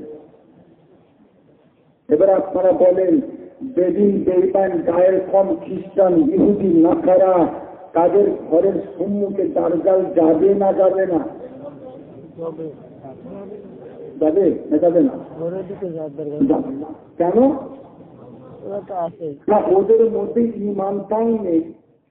আর দাজ্জালের উদ্দেশ্যটা হলো মুসলমানের ইমানটাকে লুটে নেওয়া। তামাম পৃথিবী ঘুরবে, কিন্তু আল্লাহ তার দাজ্জালকে মক্কা মদিনার জমিনে প্রবেশ করতে দেবেন না। মক্কা মদিনার জমিনটাকে আল্লাহ পাক রহমতের ঢেউয়ের তাদেরকে ঘাট করে দেবেন। এইবার আপনারা বলেন, মক্কা মদিনার জমিনে বেঈমান কাফের আছে না নাই? নেই। আল্লাহর কাবা তওয়াফ করতে করতে পকেট মারে, তওয়াফ করছে আল্লাহর কাবা, আর কোন জায়গার মাটিতে তওয়াফ করছে? নবী আলাইহিস সালামের মাজার, নবীদের ভিতরে করে পা দিয়ে আখিরি জামানার নবীর উম্মাতিরা আল্লাহ পাকের কাবা শরীফকে তওয়াফ করে। আর সে জায়গা হাজি সাহেবদের সঙ্গে পিয়াজুরি করে, এরা ওদের অবস্থাটা কি হবে? এরা তাহলে কি দাজ্জালের হাত থেকে রেহাই পেয়ে যাবে নাকি? আল্লাহ পাক সে ব্যবস্থা রেখে দিয়েছেন। মক্কা মদিনার জমিনে আল্লাহ পাক 3বার ভূমিকম্প দেবেন, জমিনকে আল্লাহ পাক 3বার কাঁপিয়ে দেবেন। যাদের ঈমান, যাদের থাকবে কমজোরি, যারা হবে বেঈমান কাফের, ওই ভূমিকম্প থেকে বাঁচবার জন্য তারা মক্কা মদিনার জমিন থেকে তারা এমনি বেরিয়ে যাবে, বার করতে হবে না। যারা হবে মুমিন মুসলমান, তারা ওই ভূমিকম্প অবস্থায় মক্কা মদিনার জমিনের ভেতরেই তারা থাকবে। আর বাইরে বেরিয়ে যাওয়ার মানে হলো দাজ্জালের হাতে পড়ে যাওয়া। আল্লাহ তার দুটোর মধ্যে ফারাক করে দিয়েছে। আল্লাহ পাক সেই সময়ে হযরত ঈসা আলাইহিস সালামকে প্রত্যেক আসমান থেকে দুনিয়া জমিনে নামিয়ে দেবেন। হযরত ঈসা আলাইহিস সালাম দুনিয়া জমিনে এসে তার গানের সৃষ্টি কলাম থেকে রাগান্বিত হয়ে যাবেন। রাগান্বিত হয়ে যাবেন। হযরত ঈসা আলাইহিস সালামের গোটা শরীরে পাসিনা বের হবে, গোটা শরীরটা যে ঘাম বের হবে, এ পরিমাণে পাসিনা বের হবে। হযরত ঈসা আলাইহিস সালামের শরীরে পাসিনা গুলো চুলের গোড়া দিয়ে দেখতে দেখতে জমিনে পড়তে থাকবে। হযরত ঈসা আলাইহিস সালাম ওই রাগান্বিত শরীরটাকে নিয়ে দাজ্জালের দেহের ভিতরে মিশিয়ে যাবেন। চুলের গোড়া দিয়ে শরীরের পাশিনাগুলো দেখতে দেখতে দাজ্জালের সঙ্গ বন্ধ শরীরে পড়বে। এক ফুটা পড়ার সাথে সাথে তাদের সেখানে মওত হয়ে যাবে। এক ফুটা করে ঘুরবে, আর সেখানে মওত হবে। হাদিস পাকের মধ্যে সমাচার হযরত ঈসা আলাইহিস সালামের চুলের গোড়া দিয়ে শরীরের পাশিনাগুলো যে পড়বে সেগুলো দেখতে হবে মোমের মতো। জাহান্নামের আগুনের থেকে আরো বেশি কঠিন গরম, যেখানে করবে সেখানেই মধ্যে 40টা বছর ধরে উনি রাজত্ব করবেন এই দুনিয়ার জমিনে। আমার আপনার নবীর উম্মত বলে নিজেকে দাবি করবেন, তবে আমার আপনার মতো উনি কিন্তু 5 ওয়াক্তের নামাজ কিন্তু পড়বেন না, 1 মাসের রোজা উনি রাখবেন না, 2.5 টাকা জাকাত হযরত ঈসা আলাইহিস সালাম উনি কিন্তু দেবেন না। এক কথায় আখিরি জামানার নবীর শরীয়ত মোতাবেক হযরত ঈসা আলাইহিস সালাম উনি কিন্তু চলবেন না, কিন্তু দাবি করবেন আমি হলাম আখিরি জামানার নবীর উম্মত। বলে আমি যদি আমায় আখিরি জামানার নবীর উম্মতের শরীয়ত মোতাবেক না চলি, আমি কি নিজেকে আখিরি জামানার নবীর উম্মত বলে নিজেকে দাবি করতে পারবো? উনি চলবেন না, কিন্তু দাবি করবেন। কোন শরীয়ত মেনে চলবেন? কার কথা মতো চলবে? আল্লাহ পাক ওনাকে দুনিয়াতে নবী রাসূল করে যখন পাঠিয়েছিলেন, আল্লাহ পাক ওনার উপরে একটা আসমানি কিতাবকে নাযিল করেছিলেন, যেরকম আমার আপনার নবীর উপরে আল্লাহ পাক কোরআন শরীফকে নাযিল করেছিলেন। সেই নবীর উপর আল্লাহ পাক ইনজিল শরীফকে নাযিল করেছিলেন। আখিরি জামানার নবীর উম্মত হওয়ার পরেও উনি কোরআনের হুকুমটা ছেড়ে দিয়ে ওই ইনজিল শরীফের হুকুম মোতাবেক চলবেন। ওটা বুঝতে পারলেন? দেখা যাবে হযরত ঈসা আলাইহিস সালামের চলাফেরা হযরত ঈসা আলাইহিস সালামের মাসলাকের সঙ্গে আমার আপনার ইমাম আযম আবু হানিফা রাহমাতুল্লাহ আলাইহির মাসলাকের ভিতরে একটা মিল পাওয়া যাবে, একটা মিল পাওয়া। সেজন্য দুনিয়ার মানুষেরা হযরত ঈসা আলাইহিস সালামকে হানাফি বলে ডাকতেন। জোরে বলুন না সুবহানাল্লাহ, জোরে বলেন না সুবহানাল্লাহ। আমার হানাফি তো নাকি যে ইমান কটা, কোনটা সত্য? 4 ইমামের কটা মত? 4 ইমামের 4 মত, 4 ইমামের 1 মত, আর 4 ইমামের 4 পথ। 4 ইমামের 1 মত, 4 ইমামের 4 মত নয়, 4-এর 1 মত। 4 ইমামের 4 মত যদি বলে তাহলে 1 থেকে ধরতে হবে ইসলামের ভিতরে, আর 3 থেকে বলতে হবে ইসলামের বাইরে। যেখানে একই কোরআন একই হাদিস এর ভিতর থেকে 4টে মত বেরোতে, 4টে ইসলামের ভিতরে, ওটা কোনোদিন হতে পারে না। তবে এই ইমানদের ভিতরে অনেক ইখতিলাফ আছে, অনেক মতভেদ। তবে যেগুলো একটা ইমামের অনুকরণ করে আপনাকে চলতে হবে, ইমাম আপনাকে ধরতে হবেই। আর আপনি নিজেকে যদি মুস্তাহিদ বলেন, যদি আপনি বলেন আমি বড় আলেম, আমি মশলায় ইস্তেমদাদ করতে পারি, মশলায় ইস্তেমদাদ করে আমি ক্ষমতা রাখি, আপনাকে ইমাম মানতে হবে না। আপনি আপনার মত অনুযায়ী চলুন। ইমামে আযম আবু হানিফা রাহমাতুল্লাহ আলাইহি 150 হিজরির ইমাম, তার আগে কোনো ইমাম ছিল না। তাহলে তারা ইমামকে মানল না, তাহলে কি মুসলমান মানলে? যে ওনাদের আগের জেনারেল ছিলেন, ওনারা আকার জন্য মুস্তাহিদ ছিলেন, যেনাদের মশলা ইস্তেমবাদ করার ক্ষমতা ছিল, ওনারা মশলা ইস্তেমবাদ করে ওনাদের মতো চলছেন। অনেক পার্থক্য থাকছে, একের ভিতরে অনেকের ভিতরে অনেক পার্থক্য থাকতো, কিন্তু আমার বাচ্চারা এখন তার ইমাম আছেন, তার ইমামকে আপনাকে হক বলে জানতে হবে, তার ইমামকে আপনাকে সত্য বলে জানতে হবে, তার ইমামের দলকে আপনাকে সংঘাতী দল বলে জানতে হবে, তার ইমামের দল যে দলে থাকেন না কেন সেই দলে আপনি আল্লাহ আল্লাহ রসুলকে পেয়ে যাবেন। ধরে বলুন সুবহান। যে কোনো একটার অনুকরণ করে চলতে হবে, তাকে ছোট করবেন আর তাকে বড় করবেন। এক একটা ইমামকে আল্লাহ পাক এক একটা দরজা দিয়েছিলেন। হযরত ইমাম মালিক রাহমাতুল্লাহ আলাইহি, হযরত ইমাম মালিক রাহমাতুল্লাহ আলাইহি 90টা বছর হায়াত হয়েছিলেন।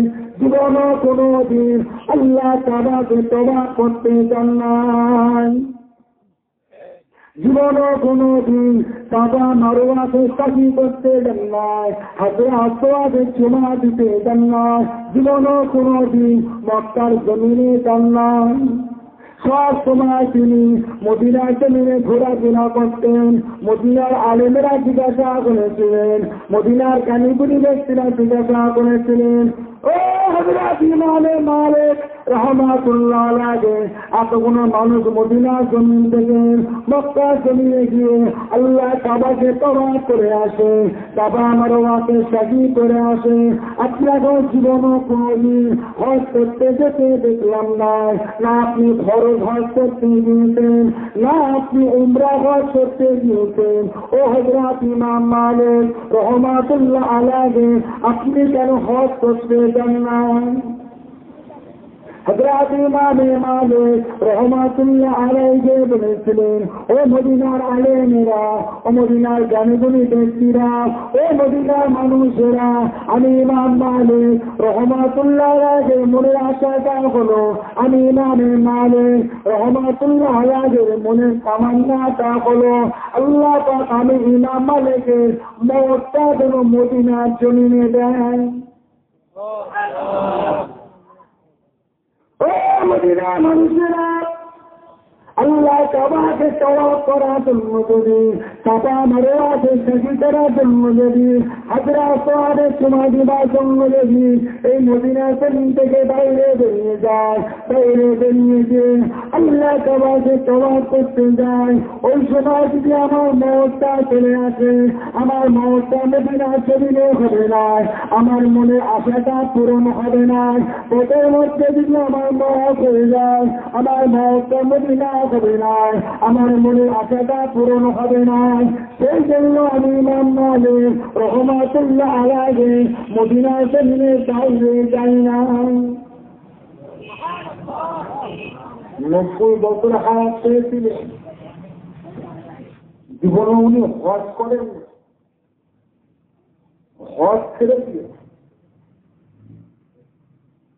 আলেমুলামায়ে কেরামরা জিজ্ঞাসা করেছিলেন, জ্ঞানীগুণী ব্যক্তিরা জিজ্ঞাসা করেছিলেন, ও হযরত ইমাম মালিক রাহমাতুল্লাহ আলাইহি, যেই নবীকে ভালোবেসে, যেই নবীকে মহব্বত করে, যে নবীকে প্যার করে মদিনা জমিনে রয়ে গেলেন, মদিনা জমিনে বাইরে গেলেন না, এর জন্য আপনি কি ফায়দা পেয়েছেন, এর জন্য আপনি কি লাভ পেয়েছেন? হযরত ইমাম মালিক রাহমাতুল্লাহ আলাইহি বলেছিলেন, ও মদিনার মানুষেরা, এমন কোন রাত নাই যে রাতে, যে রজনীতে আমার সাথে আমার নবী দিদার নসিব হয় না।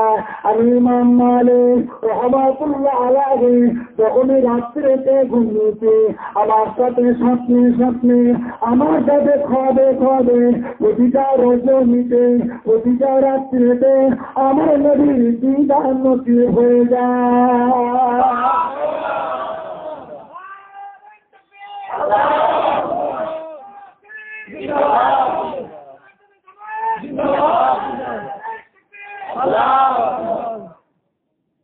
প্রতিটা রজনী, প্রতিটা রাত্রি নদীর দিদার।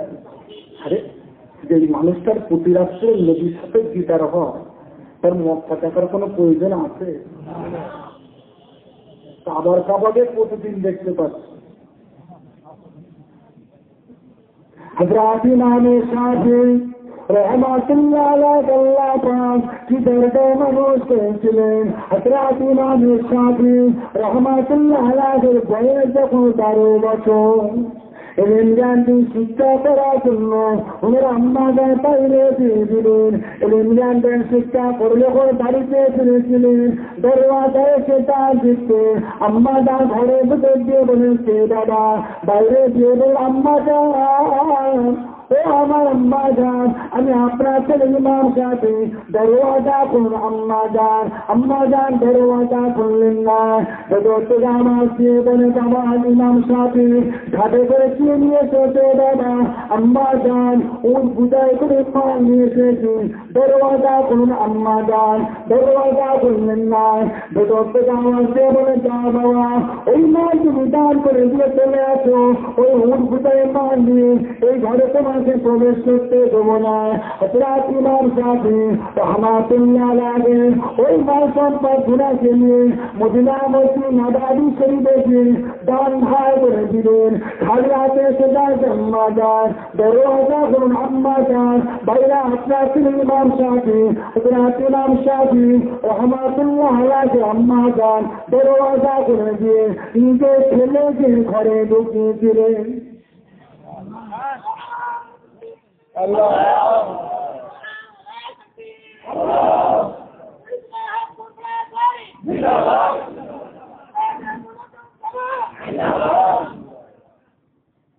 ও দুনিয়া মানুষেরা, হযরত ইমাম শাফি রহমাতুল্লাহ আলাইহি এতটা স্মরণ শক্তি দিয়েছিলেন যে কথাটা একবার হুজুরের কানে ঢুকে যেত, অন্তর থেকে আর বেরোতো না।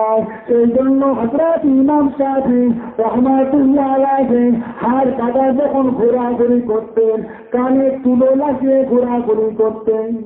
কোথায় সে মিথ্যা কথা বলতে, কোথায় সে তেফলগুলি করতে, কোথায় সে গালাগালি করতে, কোথায় সে মুনাফিকি করতে, ওই কথাটা আমি ইমাম শাফি রহমাতুল্লাহ আলাইহির কানে ঢুকে যাবে, অন্তরে ঢুকে রয়ে যাবে, বাইরে বেরোবে না। এই অন্তরে আল্লাহ আল্লাহ রাসূলের মুহাব্বতের জায়গা পাবে না। সেই জন্য হযরত ইমাম শাফি রহমাতুল্লাহ আলাইহি কানে তুলে দিয়ে ঘোরাঘুরি করতেন।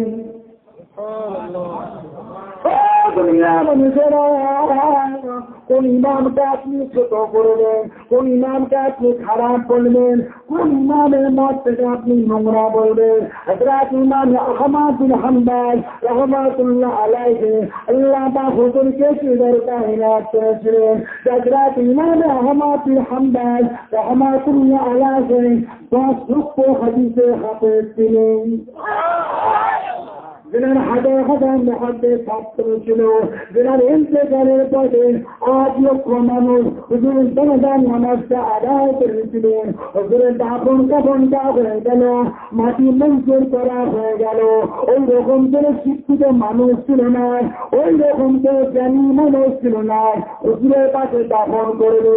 ওই রকম জ্ঞানী মানুষ না থাকার জন্য হুজুরের মাজারের পাশে একটা কবরের জায়গা ফাঁকা ছিল। 230টা বছর পরে আর একজনা আল্লাহর ওলি ইন্তেকাল করেছিলেন। ওই অলিবান্দাকে দাফন করার জন্য হযরত ইমাম আহমদ বিন হাম্বল রহমাতুল্লাহ আলাইহি কবরের পাশে মাটিটাকে খনন করা হচ্ছে। মাটি ঘুরতে ঘুরতে কোনো কারণ বশত হযরত ইমাম আহমদ বিন হাম্বল রহমাতুল্লাহ আলাইহি কবরের সামান্য মাটি ধস নেমেছিল। 230টা বছর টাকা দিতে তখন পশ্চিম তল্লাপার হযরত ইমাম আহমদ বিন হাম্বল রহমাতুল্লাহ আলাইহি লাশ থেকে টাকা আর গেছিল।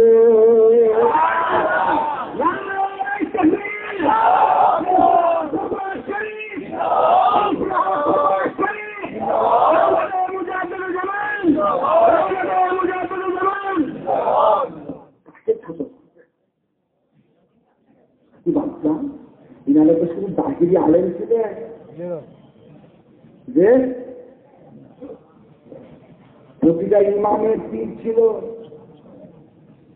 আর প্রতিটা ইমাম শুধু জাহিরি এলেন শিক্ষা করেননি, যেনাদেরকে আল্লাহ পাক এনাদেরকে জাহিরি এলেন শিক্ষা করিয়েছিলেন, ইনাদেরকে আল্লাহ পাক বাতিনি কিন্তু বড় বড় আল্লাহর ওলি করেছিলেন।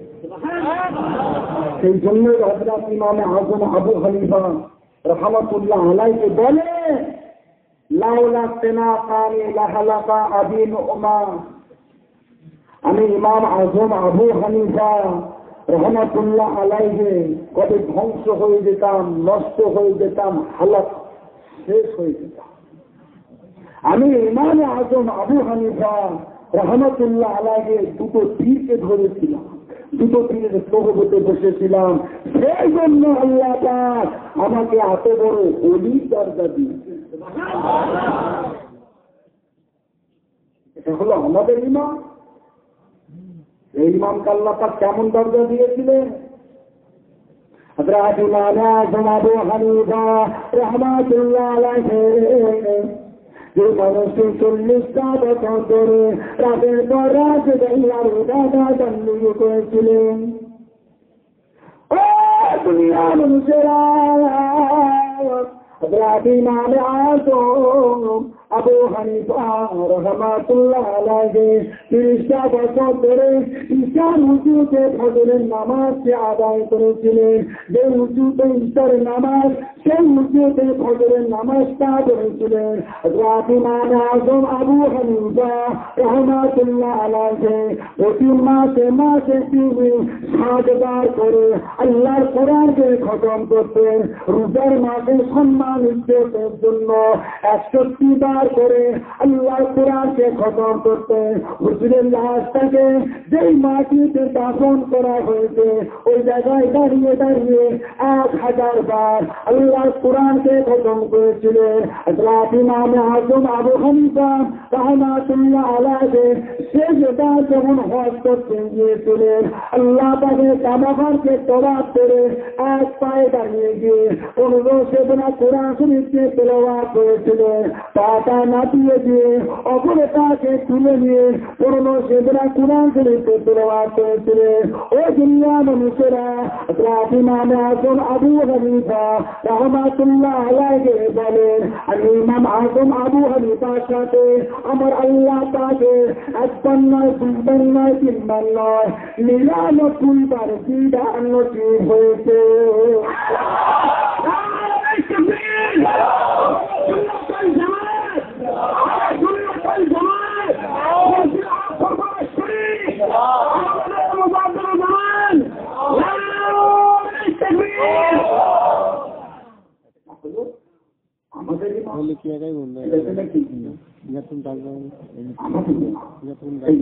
আল্লাহ এইরকম থাকতে দিয়েছে। তাহলে বলে আমার আপনার দুটো দিক মজবুত আছে না নয়? একটা হলো নবীর দিক, আর একটা ইমামের দিক। আবার আল্লাহ তাআলা আপনাকে আমাকে নিয়েছে ফুরফুরা শরীফের মুজাদ্দিদুল জামান কুতুবুল আলাম আমিরুল শরিয়া আলা হযরত দাদা হুজুর পীর কেবলা রহমাতুল্লাহ আলাইহি, যে পীরটা আমি আপনি ধরেছি বেশ মজবুত তো নাকি?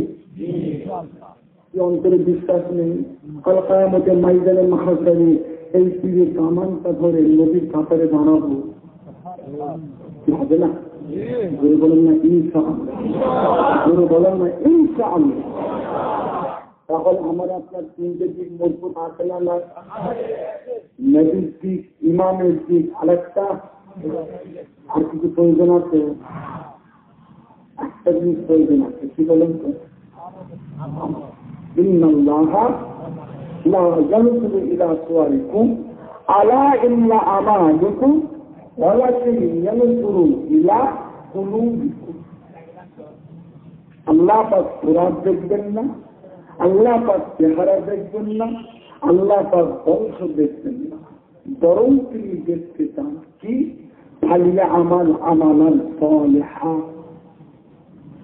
নেক আমল শুধু আল্লাহ পাক দেখতে চান।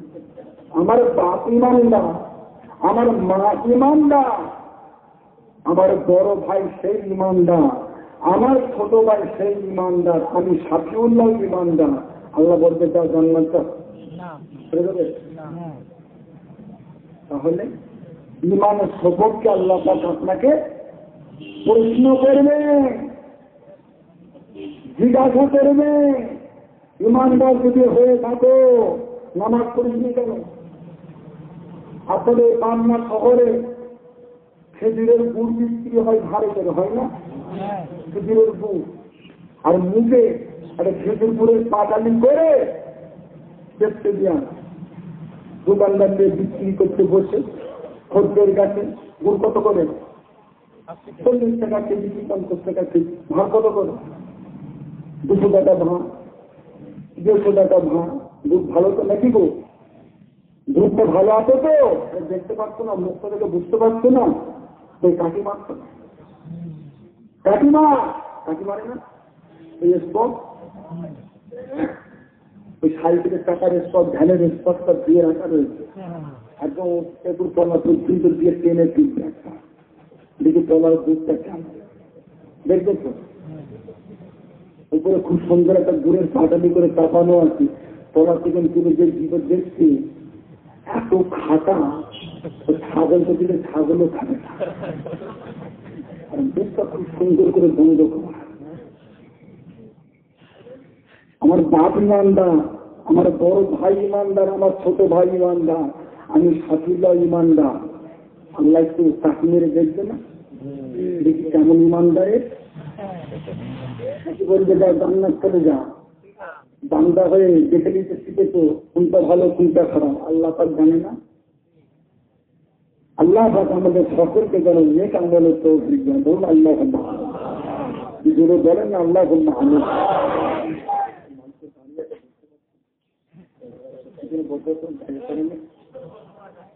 আপনার পিছন দিকে যান, যে সকল ভাইয়েরা দাঁড়িয়ে আছেন আপনারা মেহরবানি করে পিছনে জায়গা আছে পিছনে গিয়ে বসেন। যে সকল ভাইয়েরা দাঁড়িয়ে আছেন, রাস্তায় গাড়ি ঘোড়া চলছে, মেন রোড, আল্লাহ না করে কোনো বিপদ হয়ে যেতে পারে, আপনারা মেহরবানি করে গিয়ে বসে যান। প্যান্ডেলের ভেতরে অনেক জায়গা আছে পিছনের দিকে, আপনারা বসে যান, মেহরবানি করে বসে যান। আপনারা সকালে বসে যান, সকালে বসে যান। রাস্তাঘাট আপনারা দাঁড়িয়ে আছেন, দেখতে তো খারাপ লাগছে, জায়গা সব। সকলে একটু আগে আগে আসেন ভাই, আগে আগে আসেন, মাঝখানে জায়গা আছে, একটু আগে আগে আসেন, একটু আগে জোরে জোরে করতে আগে আসেন। না রে তকবীর وقال بعادته صلى الله عليه وسلم لقومي ينتصرون فيحمدون الله ويصلون عليه صلى الله عليه وسلم فإذا جاء النبي صلى الله عليه وسلم فعلى حلق لكم شفاعتي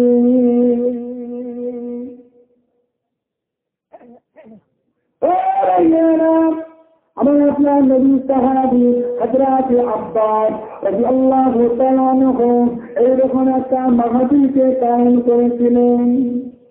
আমার আপনার নবী সাহাবা হুজুরদেরকে নিয়ে ওই মাহফিলে বসে বসে ওয়াজ করতে, যে কওমের ওনার কওমের মানুষগুলোকে নিয়ে বসে বসে ওয়াজ ও নসিহত করতেন।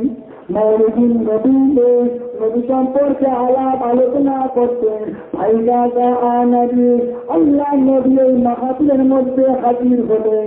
আবার আপনার নবীকে দেখে সাহাবা হুজুরেরা সব সম্মানের সাথে দাঁড়িয়ে গেলেন। সাহাবা হুজুরেরা সব দাঁড়িয়ে গিয়ে আল্লাহ নবীকে ধরাধরি করে নিয়েছে, মেম্বার শরীফের ওপরে বসালেন। হযরত আব্বাস দাঁড়িয়ে গিয়ে ওয়াজ করেন। আমার আপনার নবীর দিকে ইশারা করে বলেন, ও মদিনার মানুষেরা, আজকে দিন আমাদের মাহফিলে এমন একটা নবী উপস্থিত হয়েছেন, যে নবীকে আল্লাহ পাক এতটা ভালোবাসেন, এই নবীকে আল্লাহ পাক দুনিয়া থেকে আসমানে নিয়ে গিয়ে আল্লাহ পাক আমাকে বিদায় নসিব করেছে। আজকে আমাদের মাহফিলে আমাদের একটা নদী উপস্থিত হয়েছে। যে নদী ইসলাম প্রচার করার জন্য মক্কা জমিন থেকে মদিনা জমিনে হিজরত করেছেন। আজকে আমাদের মাহফিলে এমন একটা নদী উপস্থিত হয়েছেন যে নদী আল্লাহ তাকে তার ভালোবাসেন, যে নদী দুনিয়াকে সিনার চাপ করা হয়েছে। এইরকম প্রয়াস করতে করতে হযরত আব্বাস রাদিয়াল্লাহু তাআলা বলেছিলেন, আল্লাহ নবী রাত্রে মেরাজে গিয়েছিলেন আল্লাহ পাকের দিদারের জন্য, জান্নাত জাহান্নামকে দেখবার জন্য। সেই রাত্রে আমার নবী দয়াল নবী নিজের বাড়িতে ঘুমতেন না। আল্লাহ নবীর বাড়ির পাশেই ছিল বাড়ি আমার আপনার নবীর ঠাকুরদার হযরত উম্মে হানি রাদিয়াল্লাহু তাআলা আনহা ওনার বাড়িতে গিয়ে ঘুমিয়েছিলেন। আল্লাহ নবী কয়টা বিবি ছিলেন? 13টি। ঘুরে থাকা বুঝলেন? কটা বিবি? নির্দিষ্ট কটা বিবি দুনিয়ার এখনকার মুসলমান কেউ জানে না। ইখতিলাফ আছে, মতভেদ আছে 3 রকম। কোন কোন রাতে 9টা, 11টা, 13টা। আমি 11টা শুনি। এর ভিতরে কোনো একটা সঠিক হবে। কোনটা সঠিক হবে আল্লাহু আলাম। আমার আল্লাহ পাকই জানেন। আল্লাহ নবী যে রাত্রে মেরাজে গিয়েছিলেন সেই রাত্রে আমার আপনার নবী দয়াল নবী নিজের ঘর ফিরে গিয়ে ফুপুলাল হযরতে উম্মে হানির বাড়ি থেকে শুয়েছিলেন। কেন? কিসের লেগে? আল্লাহ পাক আমার আপনার নবীকে এত সম্মান এত ইজ্জত দিয়েছিলেন। আল্লাহ নবী যখন ঘরে ভেতরে যখন থাকতেন বাইরে থেকে কোনো সাহাবা আবার আপনার নবীকে দেখাদেখি করতে পারত না। ইন্নাল্লাযীনা ইউনাদুনাকা মিন ওয়ারাইল হুজরাতি আকসারুহুম লা ইয়াকিলুন। হাদিস, যারা আপনাদের ঘরের বাইরে থেকে দেখাদেখি যারা করে তাদের অনেকেরই কোনো জ্ঞান নেই। তারা বেহুদা, তারা বেহায়া, বেখরচ, তারা কোনো জ্ঞান নেই, তারা কোনো মূর্খ জাহেল। নবী আল্লাহ পাক এত সম্মান দিয়েছিলেন। আল্লাহ নবী যখন ঘরের ভেতরে যখন থাকতেন নবীকে না জানে নবীকে না বলে আল্লাহ নবীর কোন সাহাবা আল্লাহ নবীর ঘরের ভিতরে প্রবেশ করতে পারতেন না। ইয়া আইয়ুহাল্লাযীনা আমানু লা তাদখুলু বুয়ুতান নাবিয়্যি ইল্লা আইয়ুযানা লাকুম। মুমিন যদি হও, মুসলমান যদি হও, নবীকে না জানে আমার নবীর ঘরে তোমরা তো প্রবেশ করতে পারো না। মুমিন বলা হয়েছে। মুমিন বলতে এখানে তফসির কারকরা তফসির করেছেন শুধু দুনিয়ার মানুষ না, আল্লাহ পাকের ফেরেশতারা ওনারাও বলেন মুমিন। আল্লাহ পাকের ফেরেশতারা পর্যন্ত নবীকে না জানে নবীর ঘরের ভিতরে প্রবেশ করতে পারতেন না। ধরে বলবেন না সুবহানাল্লাহ। সম্মান আল্লাহ কাকে দিয়েছিলেন? আমার আপনার নবীকে। সেজন্যই তো আমার আপনার নবীর ইন্তেকালের সময় মালিকাল মউত হযরত আজরাইল আলাইহিস সালাম যখন এসেছিলেন আমার আপনার নবীর ঘরের বারান্দায় দাঁড়িয়ে ইজাজত হুকুম দিতে হয়েছিল না হয়নি? আমার আপনার ঘরে লাইন আছে, কে যাব, কে আমি আজরাইল, কি খবর, তোমার কাছে কান খবর করছে হুকুম দেয়। একাজন ঘরে কুকুর পুষে, কুকুর ঘরে কুকুর পুষে চলে না, কুকুর তো বাড়ি। একাজন ঘরে কুকুর পুষে রাতে শোবার সময় মাথার কাছে রেখেছে বলে কুকুর থাকলে ফেরেশতা আসে না, আজরাইল ফেরেশতা আসবে না, আমার জানো করতে হবে।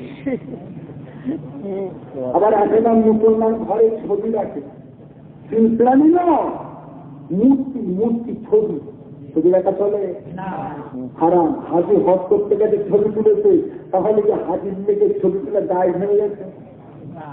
হারাম। হারাম রয়ে যাবে। সে হাজি তুলো আর আপনি তোলেন। হজ করা হলো আল্লাহ পাকের হুকুম, ছবি তোলা হলো দেশের সরকারের হুকুম। হজ আপনি করতে যান, ছবি আপনি তোলেন, অবশ্যই চিনবেন দেশের আইন আপনাকে মানতে হবে। ছবি আপনি তোলেন করে আপনি আল্লাহ পাকের হজ আদায় করতে যান, যেহেতু ছবি তোলাটা হলো হারাম, এই হারাম কাজটা আপনি করেছেন একটা ফরজ কাজকে করবার জন্য, তাই লাগে বাড়িতে এসে ওই ছবি তোলার লেগে আপনাকে একবার তওবা করে নিতে হবে।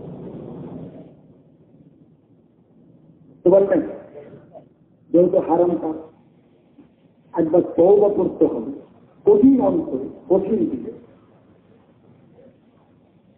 আমার আপনার নবী যে রাত্রে মেয়েরাকে গিয়েছিলেন, নিজের ঘর ফিরে দিয়ে ফুপুদান হজরাতে অন্য হানির বাড়ি থেকে শুয়েছিলেন, যাদের গভীর রাত্রিতে জিবরাইল ফেরেশতার প্রবেশ করতে কোনো অসুবিধা না হয়ে যায়, ডাকাডাকি না করতে।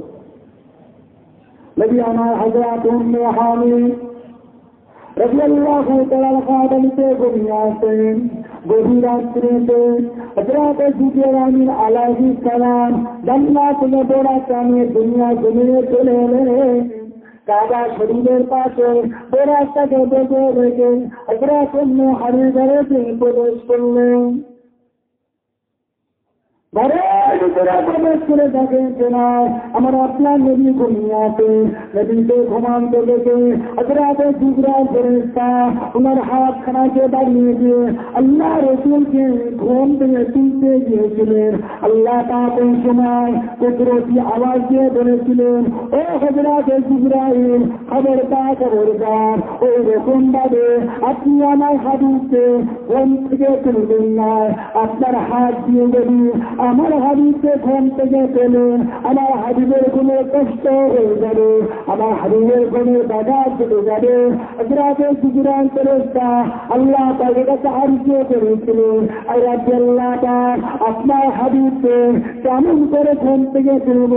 আল্লাহ পাক এই সময় বলেছিলেন, ও হযরত জিবরাইল আপনার চক্ষু দুটা নিয়ে আমার হাবিবের পায়ের তলাতে ঝুলাতে থাকুন। আপনার দুটো চক্ষু নিয়ে আমার হাবিবের পায়ের তলাতে ঝুলাতে থাকুন। হযরত জিবরাইল ফেরেশতা ওনার চোখ দুটাকে নিয়ে আল্লাহ নবী পায়ের তলাতে ঝুলাতে লাগলেন।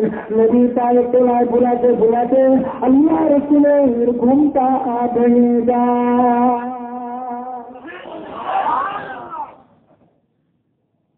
সম্মানটা কে দিয়েছিলেন? আবার কোন কোন রায়াতে পাওয়া যায় জিবরাইল আমি আল্লাহ তোমাকে 600 দানা দিয়েছি, ওই দানা থেকে একটা পালককে খুশিয়ে না, একটা পালককে ছেড়ে নিয়ে আমার হাবিবের পায়ের তলায় গুলা ডাকাডাকি করুন, গায়ে হাত দিও না। আমার নবী আমার ঘুম থেকে উঠলেন, কাবা শরীফের কাছে এসে উঁচুটা করে বেড়াতে করে বাইতুল মুকাদ্দাসে চলে গেলেন। জায়গায় বেড়াগায় নামাজ করে আসমানের দিকে যেতে লাগলেন। তবক শুনতে আসমানকে বের করে এমনি করে তবক আসমানের উপরে উঠে পড়লেন। শরীরে চক্ষুতে আল্লাহ নবী জান্নাতটা দেখেছিলেন, জান্নাতের শান্তি দেখেছিলেন। শরীরে চক্ষুতে আল্লাহ নবী জাহান্নামটা দেখেছিলেন, জাহান্নামা শাস্তিটা দেখেছিলেন। যদি আমার আজকে আজমের দিকে আসিয়ে যাচ্ছেন আল্লাহ পাকের দিদারের জন্য, আল্লাহ পাকের দেখার জন্য। আর 4 দিনের পাশে গিয়ে হযরত জিবরাইল ফেরেশতা আমার আপনার নবীকে করে দিলেন, ইয়া রাসূলুল্লাহ হাবিবাল্লাহ আমি জিবরাইলের দুনিয়া যেতে পারবো না, আল্লাহ পাকের নূরে সব পুড়ে যাবে। ইয়া রাসূলুল্লাহ হাবিবাল্লাহ রাতে দাখল থেকে তুমি যে আপনি এটা হয়েছে একা চলে যান, আমি যেতে পারবো না। তবে আমার আস্তে আস্তে করে আস্তে আসলে পাশে যে থমকে দাঁড়িয়ে গেলেন, নিজের মনকে প্রশ্ন করতে লাগলেন, আল্লাহ রাব্বুল আলামিন হযরত মুসা আলাইহিস সালামের সঙ্গে দুনিয়া থেকে বাইরে কথাবার্তা বলতেন। এতদিন হযরত মুসা আলাইহিস সালাম আল্লাহ তাদের সঙ্গে কথা বলবার জন্য তুর পাহাড়ে যাচ্ছিলেন। পায়েতে ছিল জুতো, ওই জুতো করে তুর পাহাড়ে উঠবার জন্য আল্লাহ পাক তাম্বিয়ে করেছিলেন, আল্লাহ পাক রাত করে বলেছিলেন, এই নবী মুসা খবরদার পবিত্র তুর পাহাড়ে উঠবার আগে আপনি পায়ে জুতো বাঁধনে উঠুন, পায়ে জুতো করে আপনি তুর পাহাড়ে উঠবেন না। নবী আমার মনে করে দিয়েছে, এটা তো দুনিয়া নয়, এটা তো তুর পাহাড় নয়, এটা হলো আরশে আজিম। আরো কত সম্মানী জায়গা, আরো কত মূল্যবান জায়গা। এই জায়গা আমি রাসূলুল্লাহ নবী পায়ে জুতো করে উঠে যায়, আল্লাহ তাআলা মারা যায়, আর রাসূলুল্লাহর উপরে আল্লাহ তাআলা মনোকন্ন হয়ে যায়। এই দিকে লক্ষ্য করে আবার আপনার নবী আর সাহায্যে উঠবার আগে পায়ে জুতোটা খুলে উঠতে দিয়েছিলেন। আল্লাহ তাআলা এই সময় কুদরতি আমার যে বলেছিলেন, হযরতে আমার হাবিবে পিয়ারা জনাবে মুহাম্মদ রাসূলুল্লাহ সাল্লাল্লাহু আলাইহি ওয়াসাল্লাম খবরদার পায়ে জুতো খুলে আপনি আর সাহায্যে উঠবেন না, পায়ে জুতোটা পরে আপনি আর সাহায্যে উঠে আসুন। আপনার জুতো বরকতে আমার আর সাহায্যটা ধন্য হয়ে যাবে।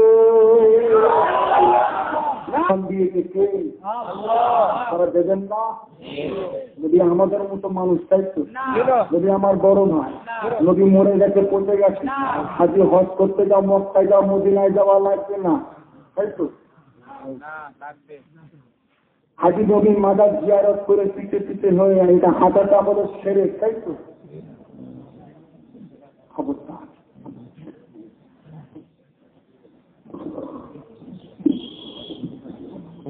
নারে তাকবীর।